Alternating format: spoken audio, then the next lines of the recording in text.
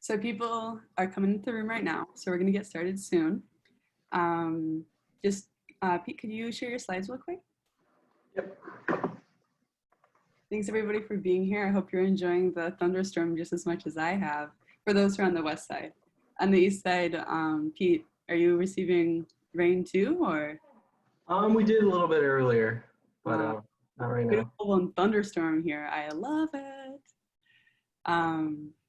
But anyway, everybody, thanks for coming to the Healthy Building webinar series. Today we're speaking about OSHA and emergency response plans. If this is your first time, to let you know that we do one of these, we've been doing one of these about every Thursday for a while now, and we don't anticipate ending anytime soon. So please keep it on your calendar to tune in for what we have. So we have you should go to the next slide. I always forget to do this. Thank you. So it's strictly an hour, only an hour of your time every day, every week, really. So we're just speaking about OSHA and how, since COVID is unprecedented in OSHA regulations, what specifics of OSHA regulations are affected or I guess enacted by this COVID response. And then how to prepare your response and preparedness plans for when you eventually do return to work or have been returning to work.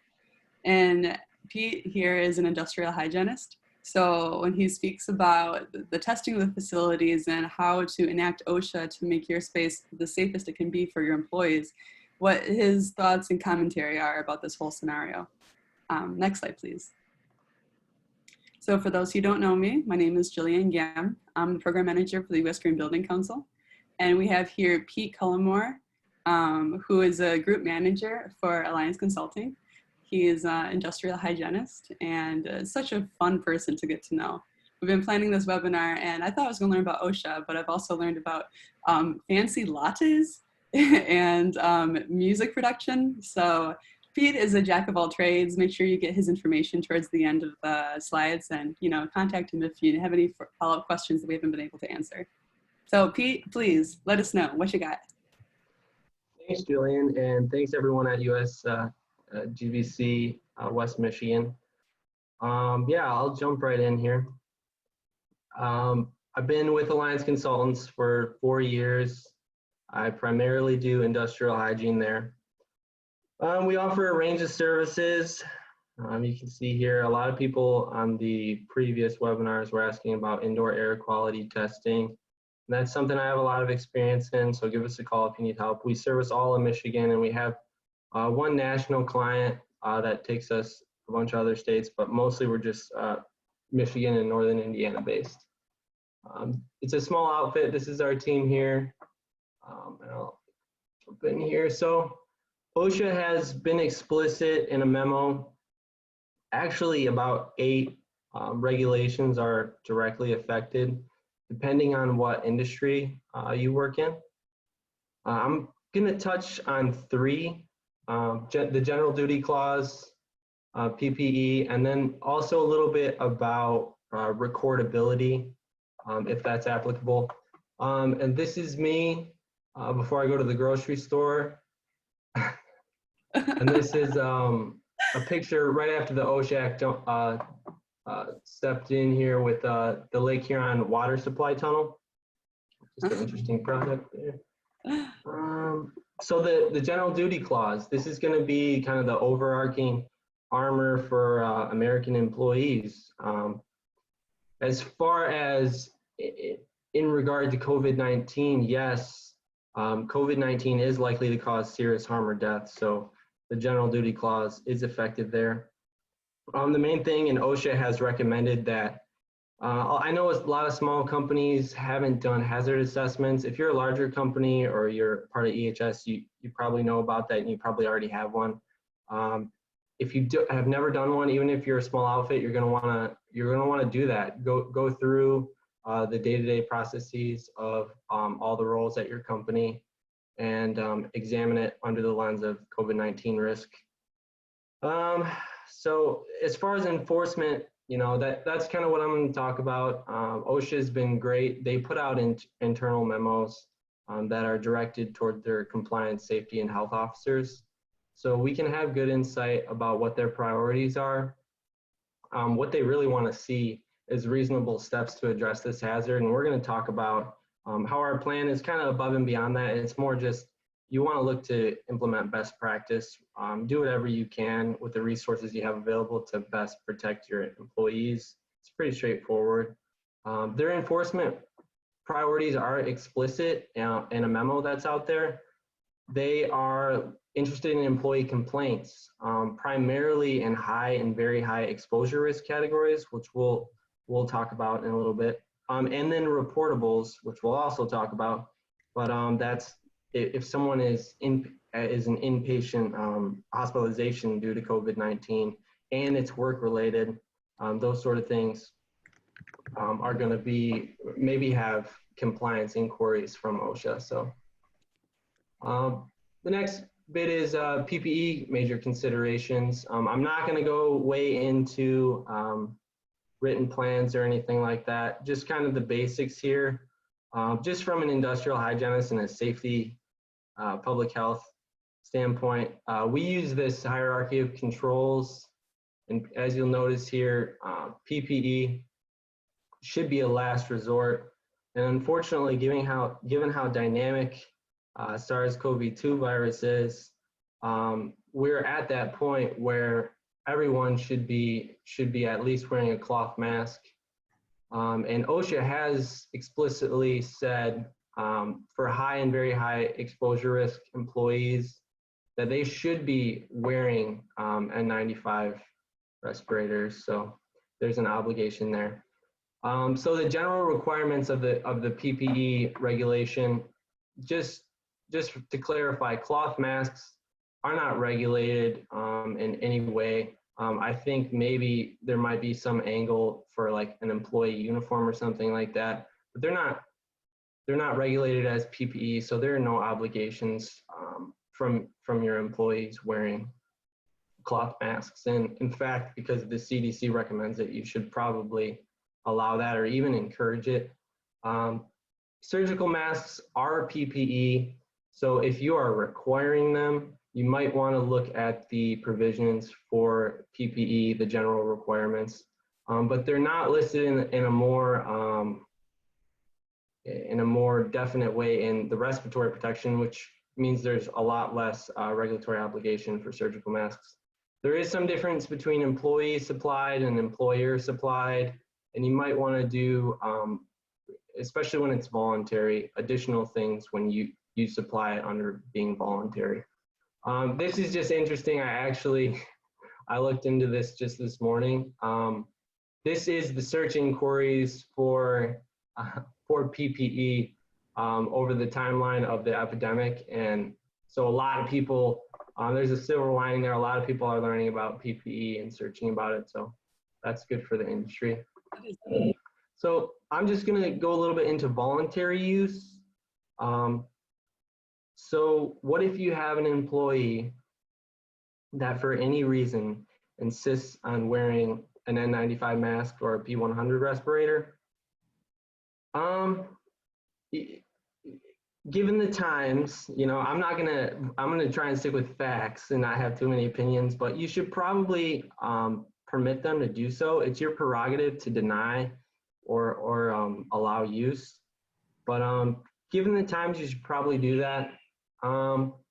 There are a couple things, even with voluntary dust masks and N95 respirators, that you have to do if you allow that. So there is a little bit of an obligation there to comply. Essentially, you need to assure and assess if the respirator itself does not create a hazard. So that would be something like dermatitis. Most cases, it's not going to present a hazard.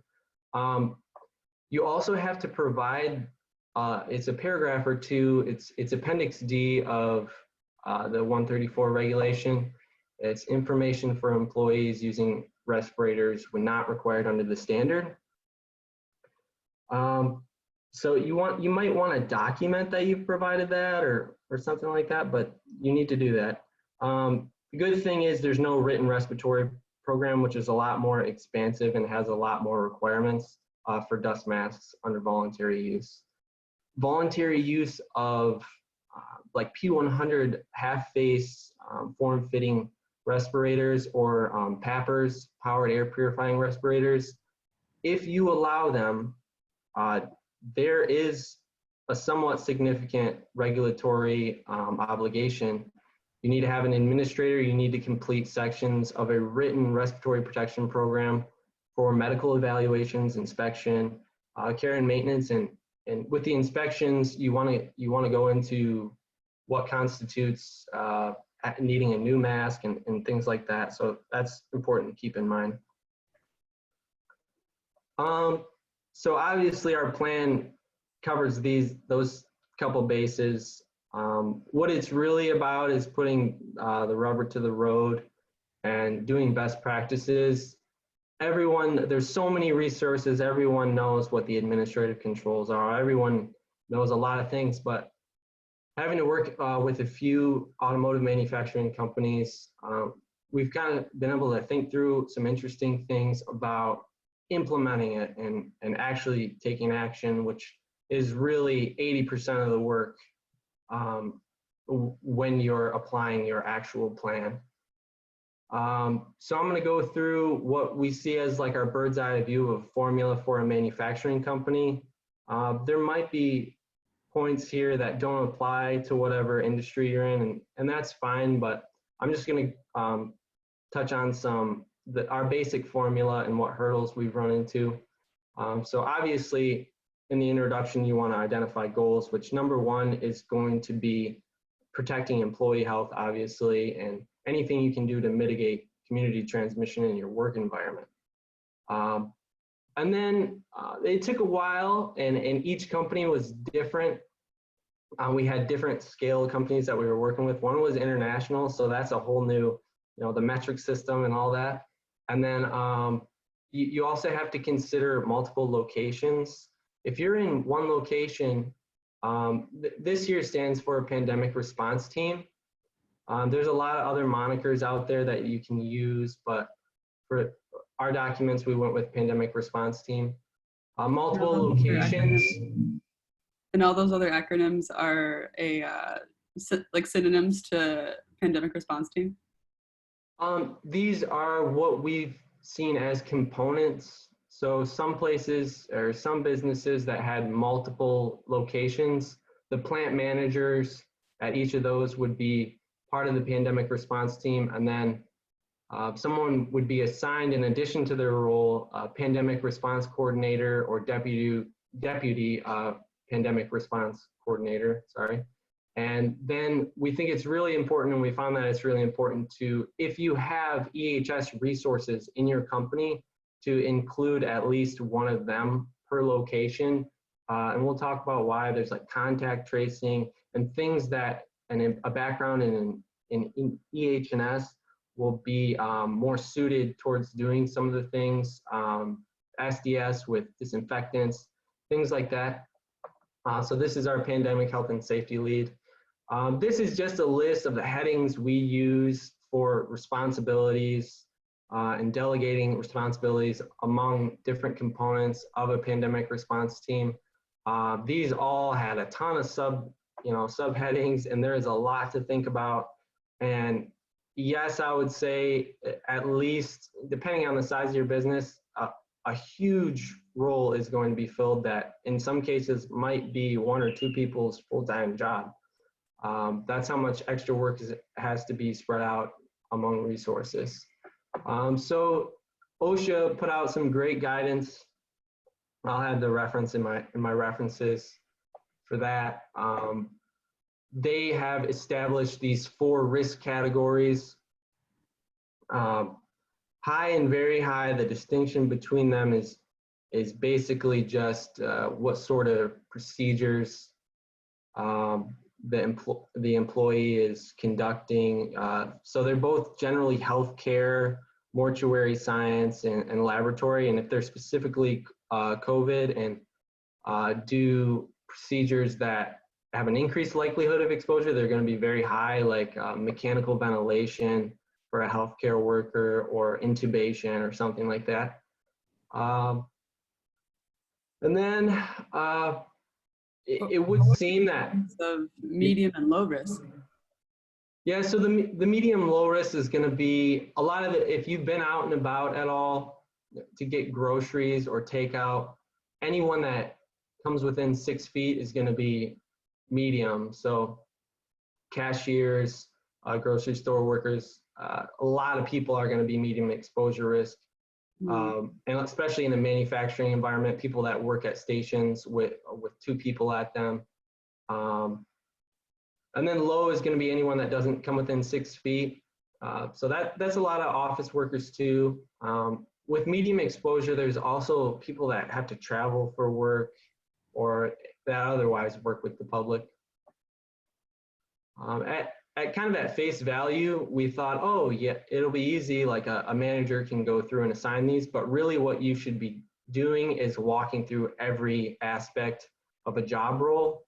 And you might have to activate the pandemic response team, might have to activate actual supervisors, stuff like that, have a more intimate understanding of the job role of employees to really analyze that and then implement engineering controls where it's feasible before you finally, and we recommend on paper, before you finally assign an exposure risk category to each job role.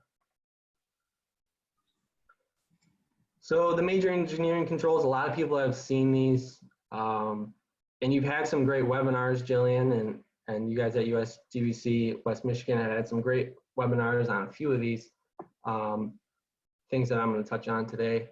HVAC, now if you have the resources, is a great time to have an indoor air quality specialist and an HVAC professional out there. The HVAC professionals are going to understand all the products at their disposal to address really mitigating the risk a lot more. And really ventilation has always been an OSHA recommended way to address airborne risks. So highly recommend have one of them out there. You can't just throw a high MERV filter in any HVAC system and expect it to be fine. You might be taking years off the life of your system if you don't get some input from a professional there. With number, may I interject real quick, Pete? please. I know we're on engineering controls, and like I've took a sneak peek at the slides coming up, so I know that this question might want to be answered now than later. Can you speak to that masks are required indoors with others, like from Michigan, and only optional when outdoors, but they're still recommended? Can you speak to what like cloth mask recommendations are right now in Michigan and OSHA? I don't know I don't think OSHA has any recommendations out. It's CDC that recommends the cloth face coverings. Opinion wise, I would say the outdoor air for a lot of reasons is really good at probably quote unquote deactivating the virus, but it's a matter of stagnant air, I think. So in an office environment, especially an office environment, when I do like a gas survey or something like that, you have these office environments that the CO2 level is clearly indicates that there's a ventilation, there's under ventilation. So situations like that, a cloth mask is going to be, I mean, it's not going to be perfect, but it's going to help. And outdoor air, so much air is moving around, and there's oxidants in the air, and there's a whole field of atmospheric chemistry, and there's a lot more happening outside to kind of combat viruses infecting. So it seems like your perspective backs up what the CDC has recommended, and it doesn't seem that OSHA supports what the CDC says, but doesn't have any particular written documents about indoor versus outdoor mask wearing. Rather would encourage employers to look at that in their own risk assessments for their emergency response plans. That's accurate as far as I know, yep. Okay, thank you. So I'd love to learn more about engineering controls. Sure. Another big one is door propping, and my message on that is make sure, maybe you have shipping doors make sure if you are doing door propping or maybe installing new automatic doors that you cross-reference with your EH&S professional the security and maybe security protocols to look into fire code and make sure that whatever doors you're propping, it can safely be propped, obviously. Lidless receptacles, sanitation stations. I mean, if you're a small outfit, this can be easy as just a sign and hand sanitizer. For me, physical barriers, that now that I've been in public, that is the most cost-effective way to not only reduce the risk of transmission, but it gives a lot of peace of mind, surprisingly, and we highly recommend those. In a manufacturing environment, there's huge heavy machines that can't be moved and stations that might be a little closer than 6 feet. So these come in really handy in a situation where you can't move machinery or you can't move stations to put these physical barriers, or where there's interaction with the public. Same with these, everyone is seeing the administrative controls. CDC has really done an amazing job with all the guidance they have for numerous industries. So I'm not going to harp on these or go into specifics on these. What I will say is you have to take them a step further and start thinking about what documents and what appendices you're going to have to make for a plan. For instance, you'll need a written plant entry or location entry and exit protocol. You have to think about things like staging. You want your employees, when they're entering, to be able to also adhere to social distancing rules and things like that. So you're really going to have to think through that kind of stuff. Your security personnel are going to need a one-pager for screening, and it's going to have maybe a flow chart that says, in the case of X, you need to do Y. Who needs to be notified? So there's a lot of stuff to think about in that regard. With 5, a training matrix is going to be important, and you need to go through just basically every component of this and more with training, and we'll talk about that a little bit more later too. We're going to talk about some of the HR considerations, but this one was out of my hands. I did see some of the final products with this, but this has taken up a lot of time of HR teams across America, I think, over the last couple months. How to do these things, and CDC has guidance on these, I think an interim guidance for healthcare workers, and there might be some things to be learned from that. So from this administrative controls, this must be a part of the emergency response plan, which has to be written by leadership and maybe a combination of HR to tease out the nitty-gritties. When I was like 19, I worked in a factory, and looking at these, I don't know how we would have been able to do this really well, right? This plant entry and exit, we would just all, rush in for a shift, you know what I mean? Or proper PPE and not cross-contaminating, and the 6 feet rule. This is going to be really time-consuming and a big culture shift, not only for the administration, but the people who have to follow administration guidelines.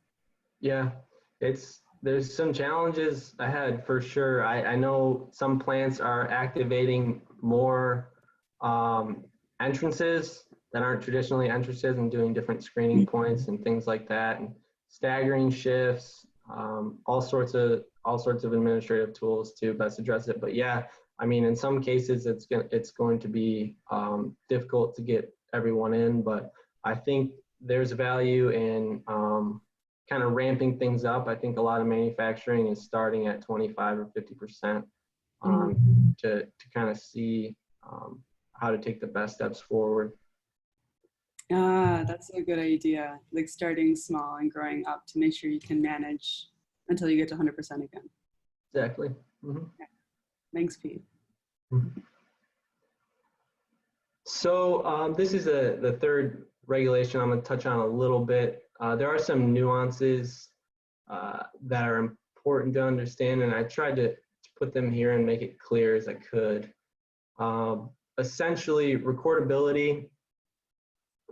First of all, after very reasonable attempts to mitigate the spread of the virus, you know, making successful changes to your company culture, which is what it's going to take, like you mentioned, Jillian, and you know, ultimately, perfectly coexisting with the pandemic, you might still have exposure, or you might have a COVID-19 exposure at work, or maybe it's something that shows symptoms at work.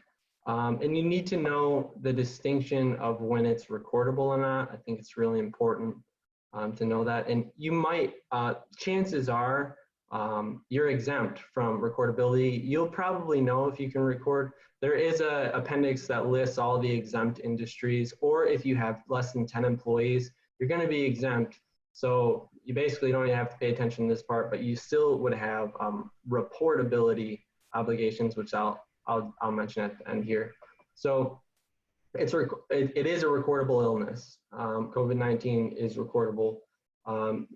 Confirmed case would be, I think, the reverse transcriptase PCR testing, the testing that's available. I'm not certain if antibody testing can confirm an active case, but it has to be a CLIA lab test. Work-related, that's the gray part that I'm going to talk about here in a sec. Case involves one or more general recording criteria, and I feel that the general recording criteria that would be applicable to that are days away from work, or more likely it has to be a significant illness, which it is, diagnosed by a physician or other licensed healthcare provider. So regarding number 2, they put out another memo for this. Basically, the overall gist of it is they're for industries except healthcare, correctional institutions, and emergency services. They're going to have, it seems like, a little more leniency and a little more discretion maybe during this unprecedented times. It was temporary. So we don't know when the leniency will be lifted, but essentially for it to be recordable, if you're a recordable industry, you need to have objective evidence that a COVID-19 case may be work-related. So to me, that means like there would have to be an outbreak or something like that that is clearly work-related.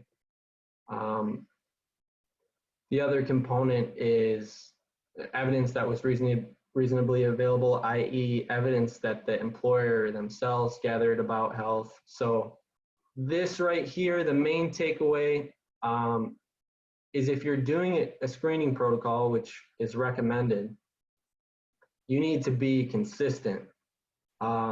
If someone has a temperature over 104 and your protocol says you need to send them home, you need to be consistent and just send them home. There are some situations we talked about. Well, what if this, you know, are we going to retest their temperature in half an hour kind of thing? And those are things you might need to consider. Consistency is going to be key. I'm not going to talk too much about disinfection. It's pretty straightforward. I'll tell you some of our formula that we did for it. There was a USGBC West Michigan had a great talk webinar, I think a few weeks ago, on disinfection that you should check out. So the N list, the EPA has a pesticide list out for viricides for specifically for SARS-CoV-2. So check that out if you're worried about what products to use. I think a lot of businesses are going to end up using sodium hypochlorite, which is just bleach. There's varying concentrations. You can use alternatives to a brand. If the active ingredient is sodium hypochlorite, you just need to cross-reference the N list concentrations. If you're diluting bleach every day. It needs to be made up within every 24 hours, so it needs to be fresh because the chlorine content changes over time. Another thing to think about is your electronics, alcohol-based for your electronics. Contact time, you've heard about that. You can't just spray it and wipe it. There needs to be 60 seconds. So on the 60 seconds of contact time. Disinfection plan. Basically, in our written plans, we've got a couple things we're interested in. We established disinfection categories for cleaning personnel. Essentially, low, medium, high is what we went with. For instance, the walls and the ceiling are going to be low, so they're not going to be cleaned any more than they were prior to the pandemic. And then medium, which is going to be maybe things like the floor, and it depends on what your facility is like. Maybe some counters that aren't high use. And then high, which are going to be mostly high touch point, like plumbing hardware, door handles, and things like that. Depending on if you have shifts or something like that, will need to be cleaned multiple times a shift, and at minimum between shifts. So you need to get those things planned out, and the pandemic health and safety lead might have to walk through the facility with a key cleaning personnel person to distinguish those things. And then we had different protocols that were activated in different times. So the routine would just be normal. And then if we had a suspected case, for instance, someone failed the screening that was screened maybe during the day, or they showed symptoms and were sent home, we would do a targeted cleaning where the EHS professional would kind of do personnel and environmental contact tracing. Where were they? And then activate the cleaning personnel to clean those targeted areas. And then in the case of like a small outbreak, the pandemic response team would have discretion to do third-party protocols, meaning like a deep clean if there was a positive case that you knew was on site. Those are things we recommend that our clients get ahead of them, or get out ahead of that and establish that connection with the company and make sure they're properly qualified with HAZWOP or 40 workers and stuff like that before there's an actual confirmed case, if there is. Well, so training, I'm not going to go into this too much. We developed module-based training. Basically, there was a general one that everyone went through, a disinfection one for a little more details for the disinfection routine and the SDS, safety of the chemicals, that sort of thing. And then for leadership action to make one cohesive kind of cultural shift that needs to happen in order for this going back to work to be a positive thing. The big thing here, the takeaway is your employees, there's been, even from safety articles and stuff, mental health and stuff like this.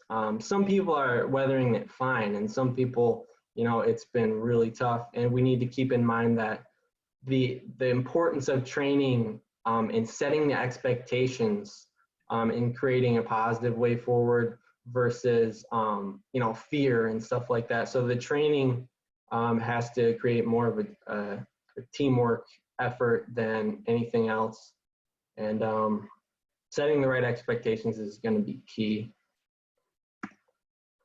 I mentioned HR considerations, so there is a huge list that we ended up listing in our plans.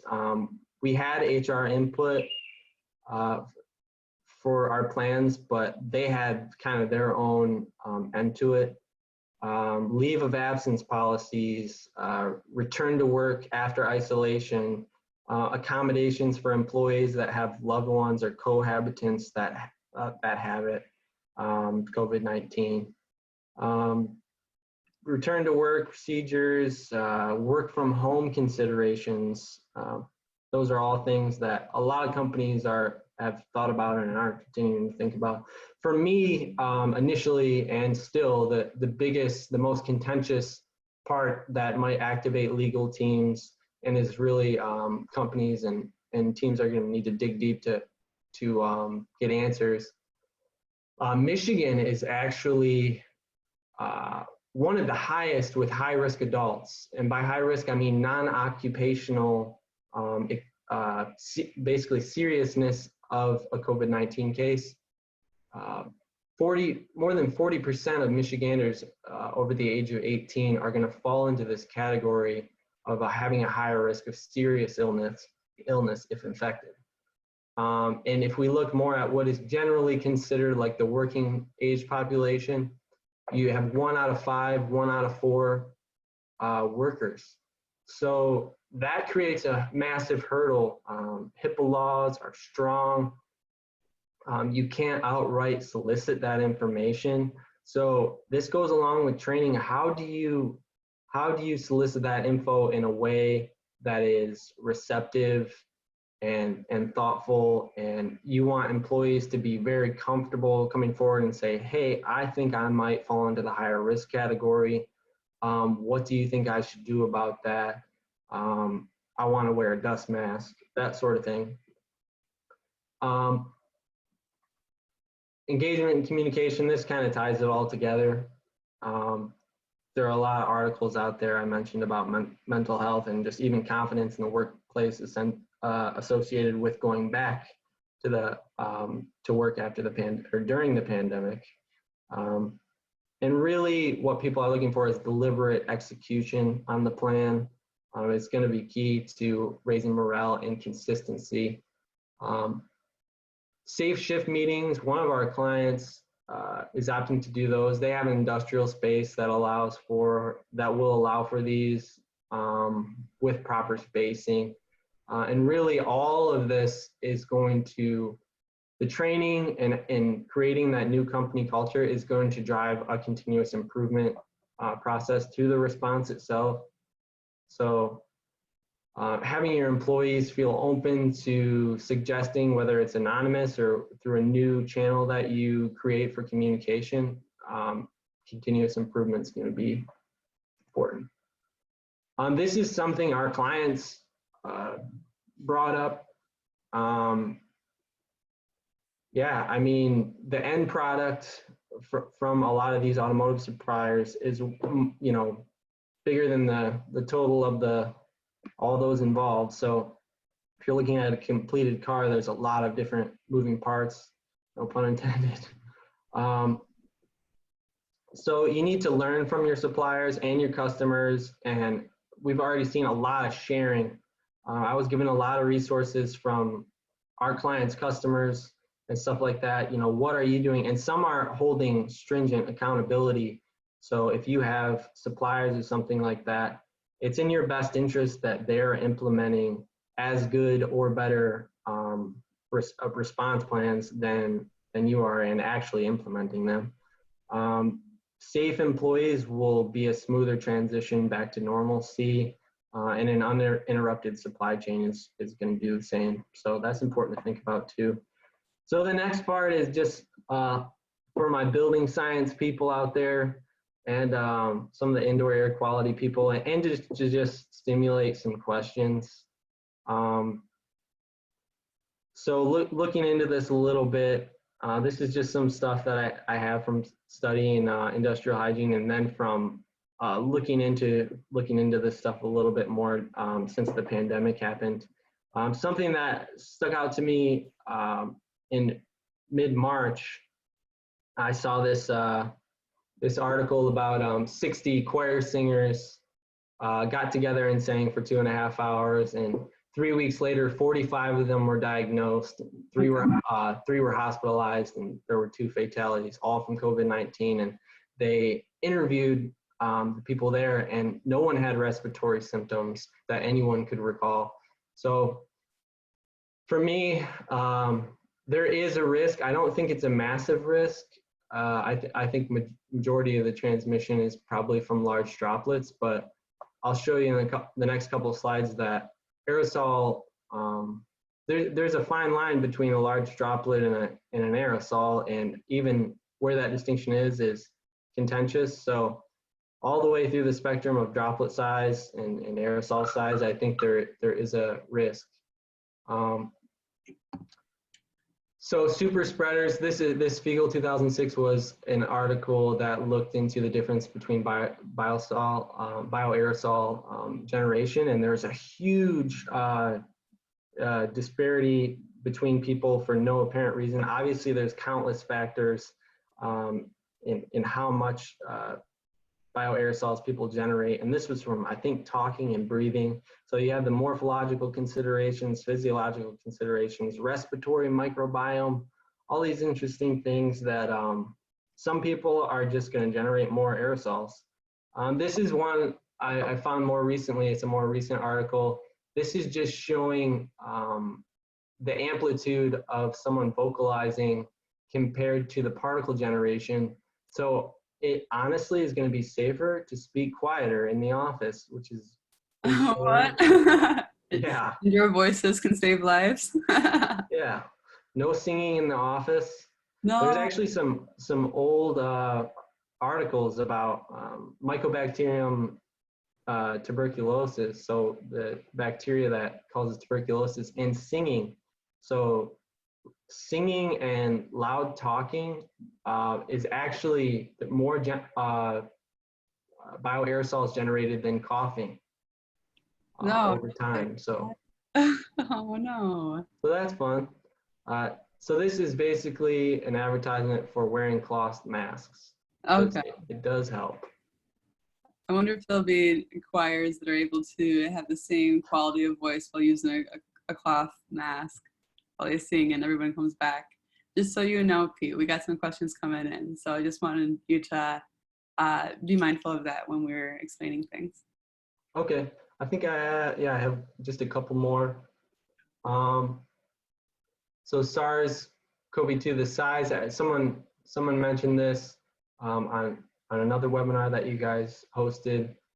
I've seen, I think, 0.08 to 0.14, and generally this is the consensus for the size. So HVAC guys are looking into that, I'm sure.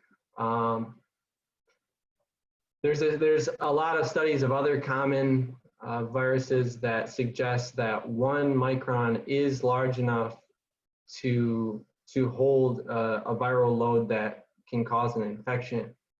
So that right there, that points to calling the HVAC guy too. Here's a study from 2006. This just shows the hang time of some of these particles. This is in a laboratory environment. So this underlines the importance of increasing your ventilation, your air changes per hour to get fresh air in and get filtered air in. Because that's astounding. This is an environment without any air pressure differential, but it's still astounding. So this 2010 paper, same kind of thought here. They looked at how ventilation patterns and initial velocity has more of an effect, obviously, than gravity for this large particle size. So there's definitely particles that there's a ton of particles that can affect in this range here, infect. So that's another plug for HVAC improvements.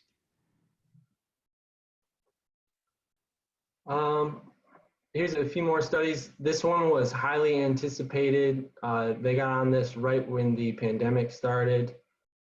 This is a controlled environment here, and it looked at the concentration of virus in aerosols over time, and it actually outlasted the length of their experiment. This one is SARS-1, and this is 2. This is the current coronavirus pandemic, and it's still, it went down by an order of magnitude, but aerosols for sure have viruses in them, so keep that in mind. It's really cryptic to know what the level of risk is, but it's there. Sorry, Pete. Do you see anything in like you have over here on the side, normal breathing, talking, coughing, sneezing? Do you have anything about like exercise, such as running, and the aerosols that are left after the heavy breathing of exercise? I don't have anything in this presentation about it. I have read a couple articles, colloquial articles that showed that, yeah, running and cycling, the trail of particles you leave behind is huge. I don't remember the exact numbers, but I want to say, um, you know, it's a lot longer than 2 meters from running or jogging, and you're respiring a lot heavier. There's a lot more particles being generated. So yeah, there's the when I'm out running, I go off the sidewalk long before I see someone walking the other walking towards me, just to Mhm. make sure, because that's definitely a consideration. And I remember seeing for bicycles, it's like astoundingly a long tail pattern of the exhalation. So I yeah. wonder for the people in the audience who are athletes, you know, when you can run in the winter and you have the athletic face coverings. I wonder if anybody in the audience has experienced exercising outside using those as well. Um, you know, just to be able to enjoy our outdoor recreation while maintaining this proper level of caution. Mhm. Yeah. Um, yeah, there's a lot of questions coming in, Pete. This is going to be Okay, fun. good. So that a question that had come. So folks who are on the call, for those of you who register earlier, you probably know that you have a chance to send in questions ahead of time to help, I guess, feed into how Pete talks about or any presentation talks about their material. And a question that had come in from a few employees actually is what, I guess, what are their rights or what is the process they put in place to help maintain their safety when they feel their employer isn't taking adequate steps? Mm. So my disclaimer is I'm not a lawyer, but as from an OSHA perspective, they're not enforcing CDC guidance, and that guidance isn't promulgated into law.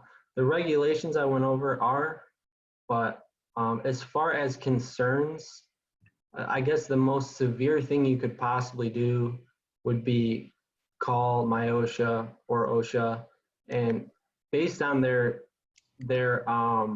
memo, it would have to be something pretty significant for them to do a formal inquiry. It would most likely be an informal inquiry, just like a letter or email or something like that.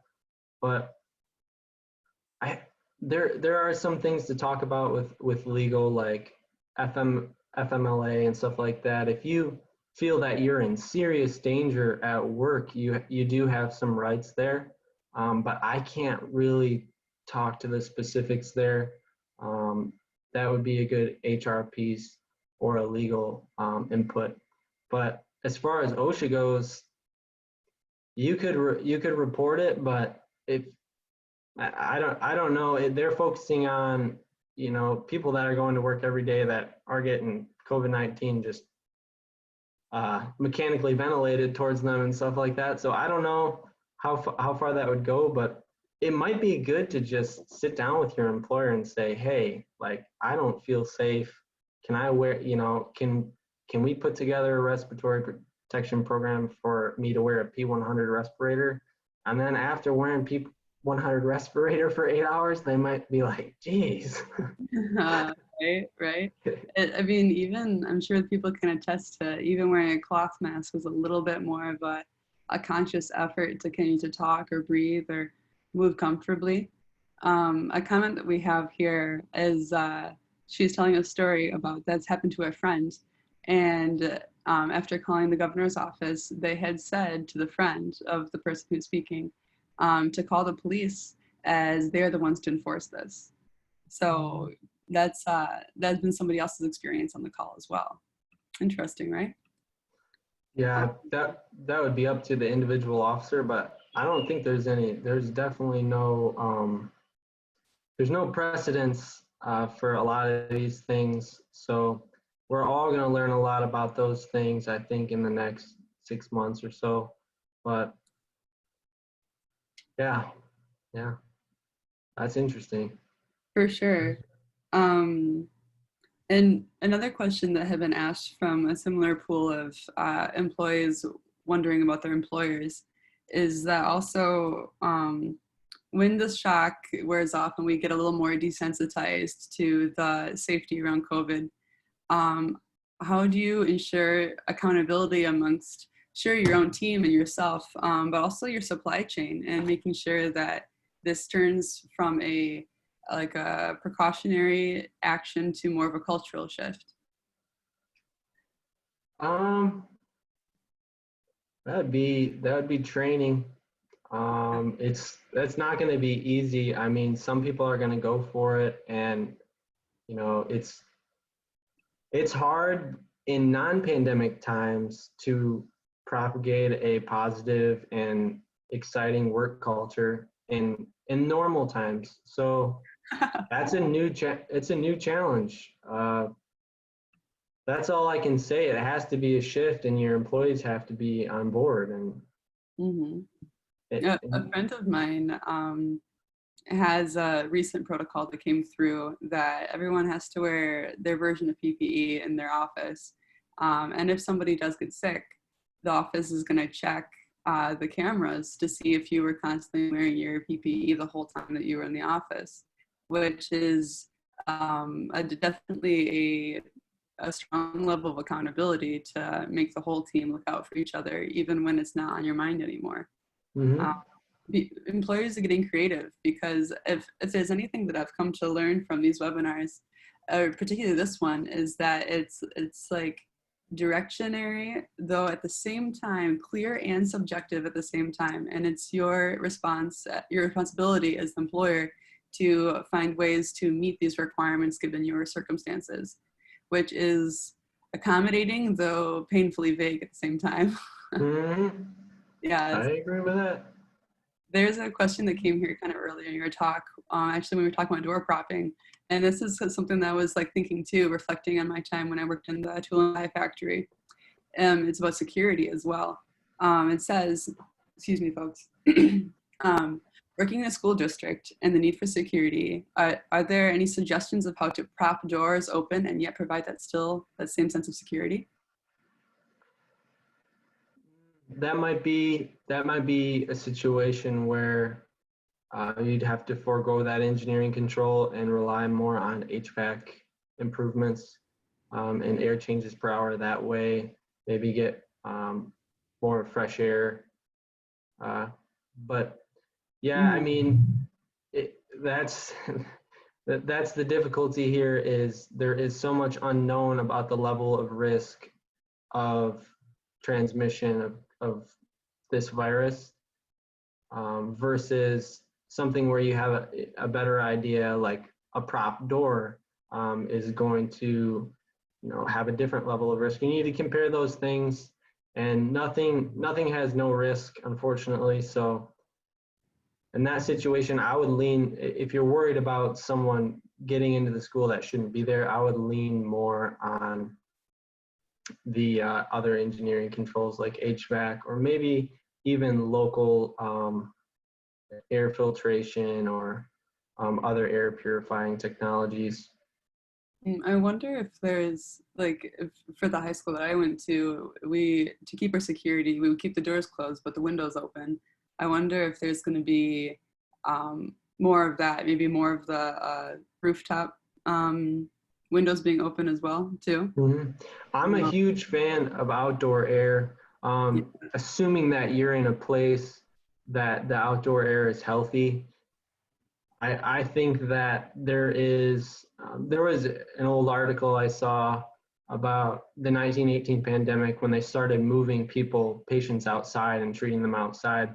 It started helping in a lot of ways. The survival rate went up and things like that. And I think there's things in the outdoor air that oxidize or otherwise reduce the efficacy of the virus, but there's not too much definitive answers there. But I like outside air, especially if you're in like a more rural or suburban setting where there's not a lot of pollution or ozone or anything. I love that bird sound. If that was your background now. Yeah. Raymond over here had read an article about the running thing that we talked about earlier from Lynn's question. And from the article that he had read, it's about 27 to 30 feet, if you can recall correctly, on a bike path. Wow. So for every athlete who is interested, I am taking a new level of security now when I walk my dog. So another question had come up. It's more of a, could you generally speak to this? Much of discussion, much of what's been discussed right now is relating to HVAC. Understandable. We were talking about the engineering controls. We've been talking about that for many webinars, right? The secondary issue is dormant water systems, which I think that we've kind of talked about, Peterson. Potable, high purity water features that have had subsequently less usage due to COVID-19 shutdown. Can you speak to this and any recommendations of flushing, disinfectant testing? I'd love to hear your point of view of testing as a hygienist. Yeah, so that was actually in my notes and I forgot to bring it up. Bring it up. Yeah, if your building has been sitting for a long time, there's a risk of Legionella in your water systems, and testing is important.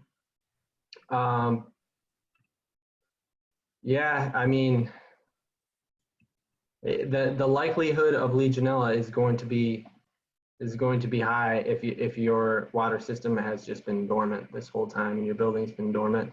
And I would recommend having an industrial hygienist out to test it for sure. Even in active systems, we find Legionella in hot water heaters and things like that, and it's a concern. And that's even when in a plant that is where the hand washing faucet is used hundreds of times a day. There still is opportunities for Legionella to take hold. So it's going to be there's an anticipated surge of Legionella cases too, because people are going to overlook that risk, like I overlooked it in my notes here. But thanks for that question for that reason. That's a great question. Honestly, I think that was brought up in past 2 webinars or so, to make sure you flush your buildings before people come back in. Because when we're so focused on the air, we can forget about another secret monster that might come and get us in a second. Thing that has just come up in the chat, the Q&A, that was as well as submitted earlier, is that I think this kind of relates to how we were talking about CDC guidance, ASHRAE guidance, OSHA guidance, and how they all correlate. So we know, based on our last webinar, as well as information that you can read online, is that bioaerosols can stay airborne longer in dry air. And so that's why ASHRAE recommends adequate humidity controls and temperature. Does OSHA address this? About, will adequate humidity controls in the workplace be regulated? Because not only does it help for COVID, but also influenza and other diseases too. Yeah, I mean, I think OSHA is interested in totally recommending best practice.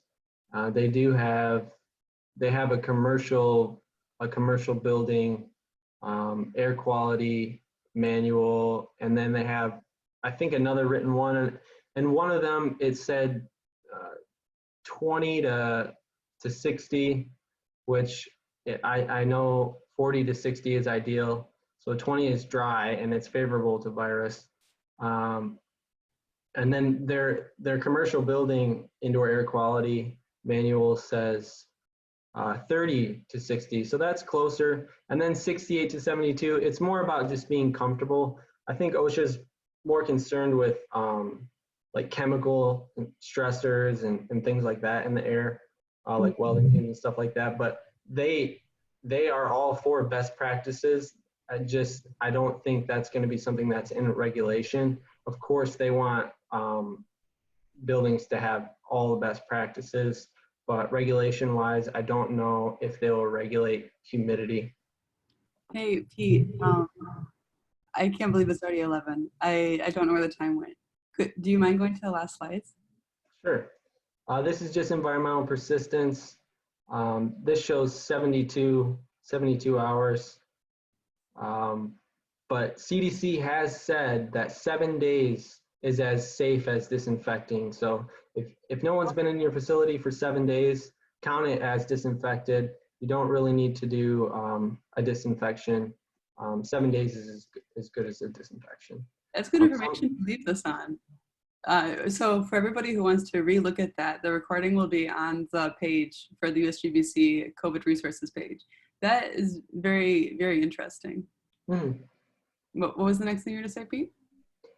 Some studies for SARS, some other studies for like the first SARS says 9 days.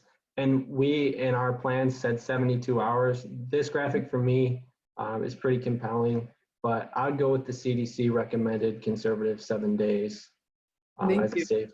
Yeah. Could you go to the next slide? References for everybody who wants to look at the deep research that Pete has done on this. Can you go to the next slide? There's some really good ones in there. So collect Peter's information. You'll be able to find it on the slides that we're going to send to you over the email or on our COVID web resources page. And last one, please. Thank you. So thank you everybody for coming. We really appreciate you being here and respect your time. With 1 minute stolen from you, so apologize for being a little late. But do make sure that you come into our next one. This is going to be a really, really good one. We're hearing from Spectrum Health, the man who's putting everything together with COVID response from a community perspective. And he has this handbook of the workplace, the plan to prepare, restore, and thrive. And his main prerogative right now is being able to tell the community of Michigan and West Michigan what Spectrum is able to do for you and what you can do for yourselves to help us get through this. He's really articulate. Don't miss it. You're going to love it. So there's going to be an email sent to you. Let us know about the survey and the survey, how you think about this. What did you think about this one? What more do you want to see? And make sure you sign up for the next webinar. We're really looking forward to having you all back. Pete, thank you so much for your expertise. I can't thank you enough for volunteering your time to talk with us today. And thank you everybody for listening. Please let us know what you think later. Have a good day, everybody. Thank you very much. Thanks, Julian.